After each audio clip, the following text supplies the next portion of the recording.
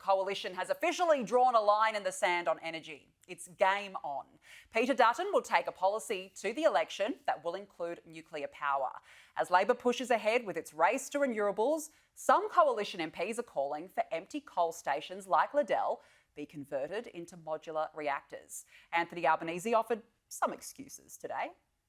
We've seen the National Party tail wagging the Liberal Party dog again. Nuclear energy needs two things.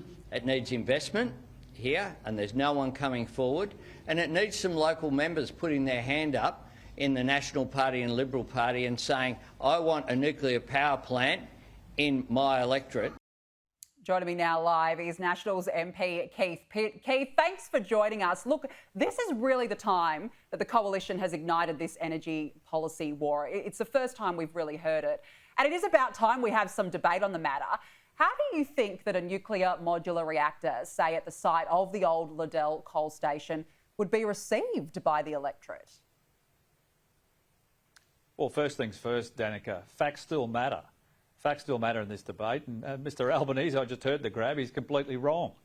In fact, Barnaby Joyce has said he'd be happy to have one in his electorate. Colin Boyce said he'd take 3 up in Flynn because he wants to keep industry in Gladstone.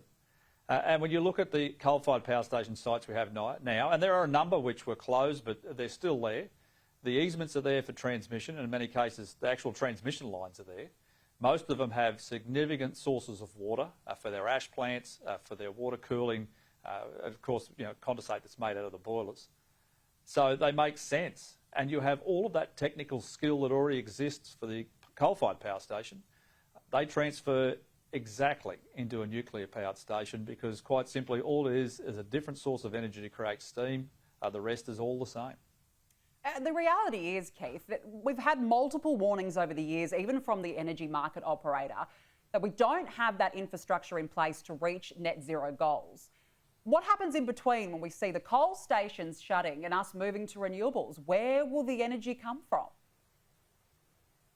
Well, according to Chris Bowen, it's magic. It'll just fall out of the sky and everyone will be happy and everything will still work.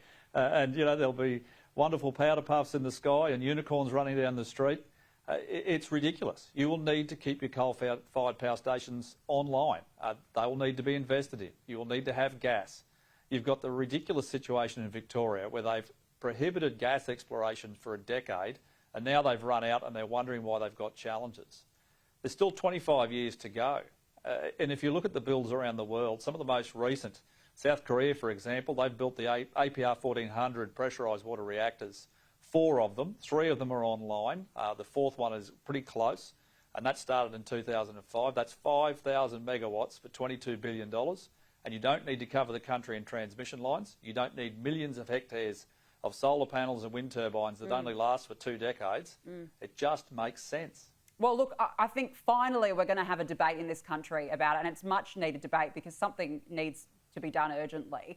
But look, I want to ask you about this suspected boatload of asylum seekers arriving in WA today, and just as the High Court decides whether or not to release even more immigration detainees into the community. Look, Keith, what a shambolic week when it comes to border protection. Is this a sign that Labor has gone weak on boat arrivals? Well, Minister Giles is clearly all at sea. Mr Albanese today said he didn't know anything about it. He's the Prime Minister. He's surrounded by staff who get briefed constantly about breaking news and what's happening. We've seen Minister Giles release people from detention, many of whom are now lost. They don't know where they are. A number have reoffended. And now he's found some new asylum seekers, allegedly, that have arrived in town. They have lost control of our borders. We warned the Australian people this would happen, and it's another broken promise from the Albanese government.